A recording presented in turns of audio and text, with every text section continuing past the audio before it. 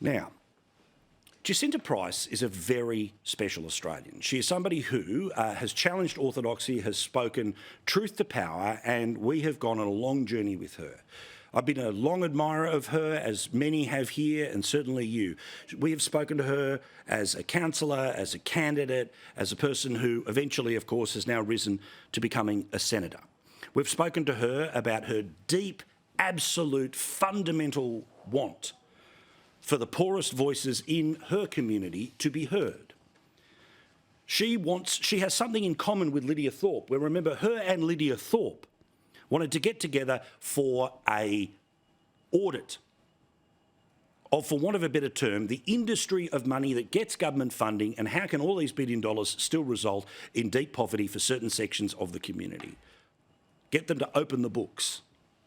She, of course, is one of, if not the major reason why the No campaign has been able to get where it currently is, which seems to be the position that is a particular dominance when you look at the latest polls of this upcoming referendum. So I knew this was going to come. I'm almost surprised it took this long. But today was the day when people were trying to deliberately undermine Jacinta Price. Now, there are people who disagree with her, and that's completely cool. Welcome to free speech. But it wasn't about what she said at the National Press Club, which is just, at times, normal cultural politics. Make reference to the previous segment of the program. No, there was a piece today in the CBD column of the Sydney Morning Herald, and I don't know if this ran in The Age as well, but its screaming headline was, Jacinta Price bills taxpayers $76,000 for business class flights. So the suggestion, of course, here is that she's some sort of a rorter. She's someone who loves a bit of the champagne. She's somebody who only likes the finer things in life. Now, I will read part of what this was, but this was a surgical attempt to go after someone to try to get them to, well, not be as effective as they have been at putting forward their point of view. Here's the quote. She spent 67 nights in hotels at a cost of $19,000, according to the data released under Freedom of Information laws.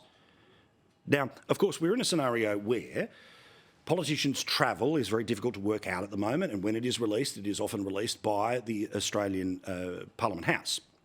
You would learn about every senator and every MP on the same day. But someone somewhere decided to use Freedom of Information laws to say, let's see how Jacinta Price travels around. And they got a big number back, which then led to a friendly media source, either being the ones who went to ask that question, and why did they ask that question? Or somebody handed that information to that column. And journalists are allowed to do so, but remember how I talk about the difference between news and narrative. This is about trying to change narrative. From Jacinta Price being a person from Alice Springs, who loves Alice Springs, who's made it to the big time in Canberra, but still wants to talk about the things that are happening in the back alleys of Alice Springs. That, no, she's just somebody who turns up on right-wing television and gives white people the capacity to feel comfortable about the things they've always felt in their dark, dark hearts for decades. But the very same column points out that the former LNP senator from the Northern Territory also had quite a significant travel bill. Now, Price is fully entitled to taxpayer-funded travel while performing her parliamentary duties. As a senator for the Northern Territory, that travel involves covering more distance than most. Her predecessor, Sam McMahon, was frequently Parliament's biggest spender on travel and accommodation. Now, of course, why would any travel bill of a senator from the Northern Territory be a little higher than somebody who comes from New South Wales or Victoria? Because Alice Springs is in the dead centre of Australia. It's hard to get to. And if you do fly in and out of it, it is expensive to do so. Now, again, if the conversation is, well, why is she flying business class? She should be flying economy up the back of the plane. Why is this question only being asked of Jacinta Price? Not a Green senator from Tasmania. No such conversation about a Labor senator from Western Australia. No such conversation about the public servants who have the same travel entitlements as the politicians. And unlike Richard Marles, who, of course, had less than $100 to be able to fly on a commercial flight from his nearest airport of Avalon to Sydney, to then make his way down to Canberra.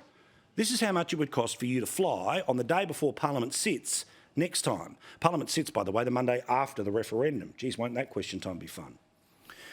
Now, I'll give you the tip. Anyone in business and anyone in government, they end up buying flexi flights because this meeting's going long. Can you move me from the 2 o'clock to the 4 o'clock? Okay.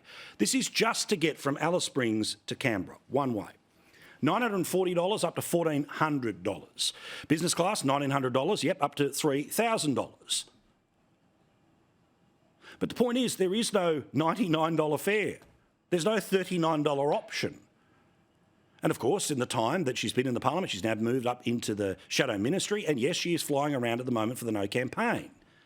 Now again, the subtle message being sent in this story is that somehow, maybe, just maybe, the taxpayers' fund are being used to fly her around to events that are about the overtly political No campaign. Well, when the Prime Minister flies to the launch of the Yes campaign in Adelaide, is that the same thing?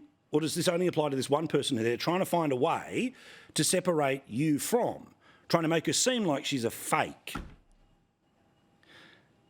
I find this story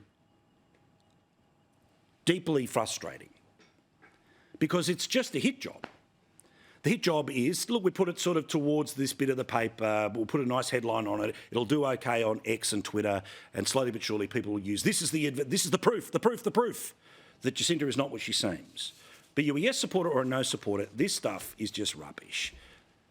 I'll be fascinated to know. If the same column tomorrow wants to turn around and say, well, here's the Freedom of Information request for politicians involved in the Yes campaign, well, I'll eat my proverbial hat. But I think we both know that's not going to happen, and we all know why. Meantime, the same media organisations that have such incredible interest in the travel plans of somebody who lives in Alice Springs, who, remember, no direct flights to Canberra, none, zero, duck egg. Alice Springs, Brisbane, Canberra, Alice Springs, Sydney, Canberra. There are, to my understanding, very few flights directly from Darwin to Canberra, but even then, Alice to Darwin, you get the point. There is no direct flight. There is a stopover somewhere, which is why the flights in part cost what they cost. But the same media that wanted to push this around, or the same people on social media who went, aha, where were they on Richard Marles? If the numbers were apparently so incriminating here about Jacinta Price, remember, this is the bloke who charged you, the Australian taxpayer, $16,000 for a private plane to take him from the Labor Party conference in Brisbane to the Matildas in Sydney, back to the Labor Party conference in Brisbane. But nothing to see here. I wonder why.